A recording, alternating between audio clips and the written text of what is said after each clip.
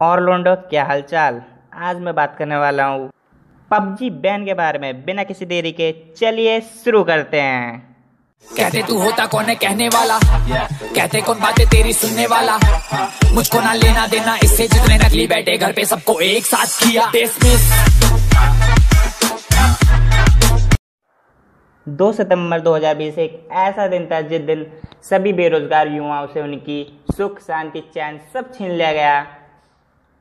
India में शराब गुटखा और तंबाकू के एडिक्शन के बाद पबजी दूसरे नंबर पर आता था। और पबजी बैन होने के बाद बस एक ही कम्युनिटी के लोग खुश हैं, वो है पेरेंट्स कम्युनिटी। इतना ही नहीं लोंडो, मेरा बाप रोज मुझसे आके मजे लेके जाता है, कहता है खेल ना खेल, आराम से खेल पबजी। 2 बजे क्या पूरा रात भर खेल पबजी। और नहीं तो मेरी माँ जो मुझे दिन के 100 काम पकड़ाती थी वो भी अब एक काम भी नहीं दे रही है। भाइयों, अपना भी सपना था कि PMWL की ट्रॉफी हम उठाए, लेकिन अब क्या ही कर सकते हैं। 2020 पनौतियों से भरा हुआ है। अंदर से बस एक ही आवाज आ रही है मेरे,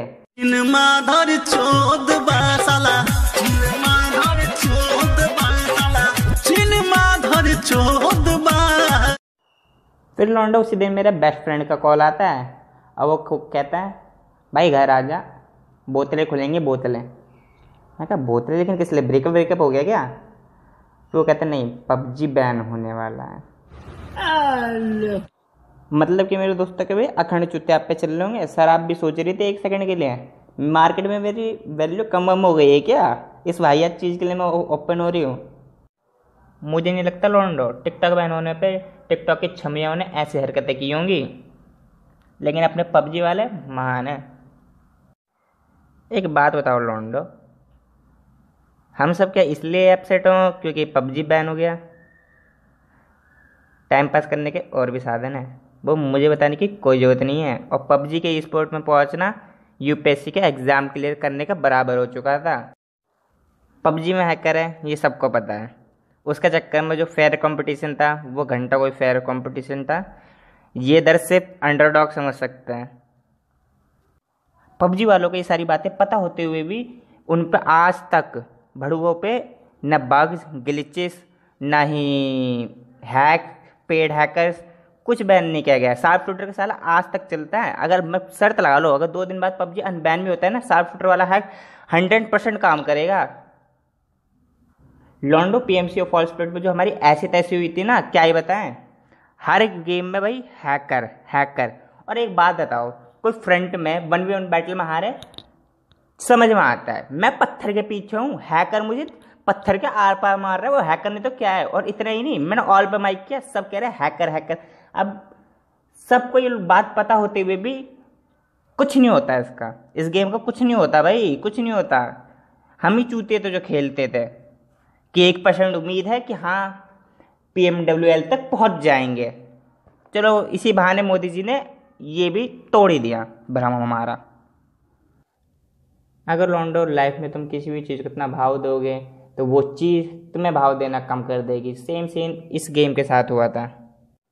लोग फालतू में इसमें अपने पैसे लगा के यूसी खरीदते थे जिससे वो क्रेट ओपनिंग कर सके और उन्हें कुछ रंग बिरंगे कपड़े गन की स्किन वगैरह मिले, लेकिन आज तक मुझे उसका कोई सेंस नहीं लगा क्योंकि घंटा उससे कोई गेम प्ले पे इम्पैक्ट पड़ता था। COD वालों को देखो, फ्री में गन स्किन देते हैं।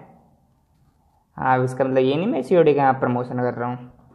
लॉन्डे गेम के लिए इतना इमोशनल मत हो। पबजी बैन हुआ है, गेमिंग नहीं, गेम और भी है, उन्हें भी खेला जा सकता है।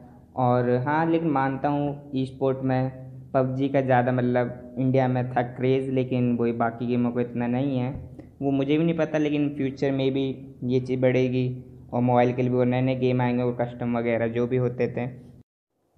और इतना वीक मत देखो इंटरनेशनली कि भाई हम पबजी के लिए इतना पागल हो चुके हैं कि भाई मतलब गवर्नमेंट को गाली दे रहे हैं ये सब।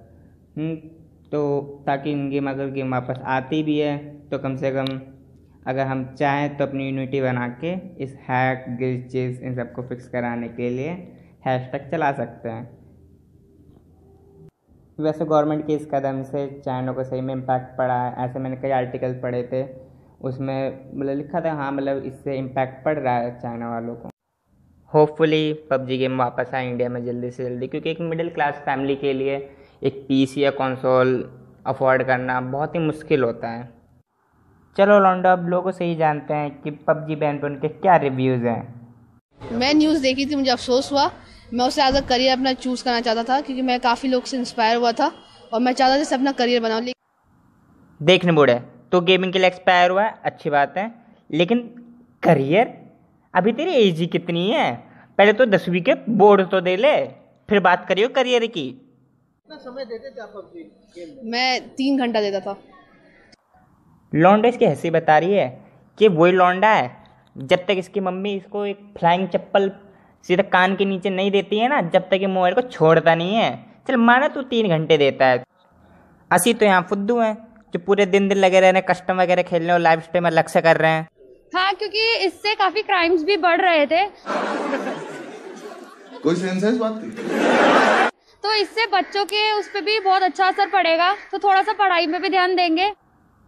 सही बता रहा हूँ, इन दीदी को भाई प्राइम मेंबरशिप नहीं मिलना चाहिए, क्योंकि इनके हिसाब से अगर गेमिंग बिगाड़ सकती है तो फिर तो मिर्जापुर इन सब वेब सीरीज के बारे में क्या ही कहने। और आजकल की मूवी अभी इतनी शुद्ध शाकाहारी नहीं आ रही हैं कि जिसकी मैं तारीफ करूँ बैठते हुए। और रही पढ़ाई की बात, तो जिन लौंडों को पढ़ना है वो पढ़ ही रहे हैं। उन्हें घंटा फर्क पड़ता है कि गेम में क्या चल रहा है या आसपास क्या चल रहा है। जो नहीं पढ़ने वाले हैं उनके तो क्या ही कहने।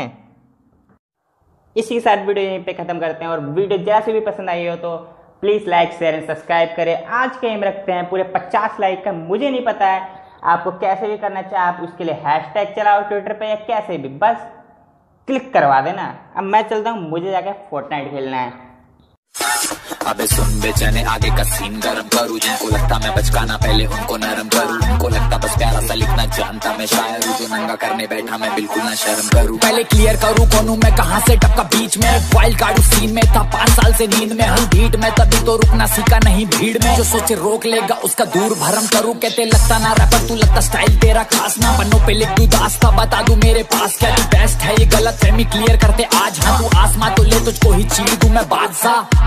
कहते तू होता कौन है कहने वाला, कहते कौन बातें तेरी सुनने वाला, मुझको ना लेना देना इससे जितने नकली बैठे घर पे सबको एक साथ किया डिसमिस।